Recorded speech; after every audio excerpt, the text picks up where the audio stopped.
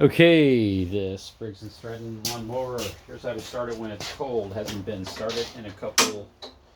I might have started it yesterday. So back all the way. That's choke position, and then starts pretty easy. I like to kind of pull it a couple times through, just get it ready, and then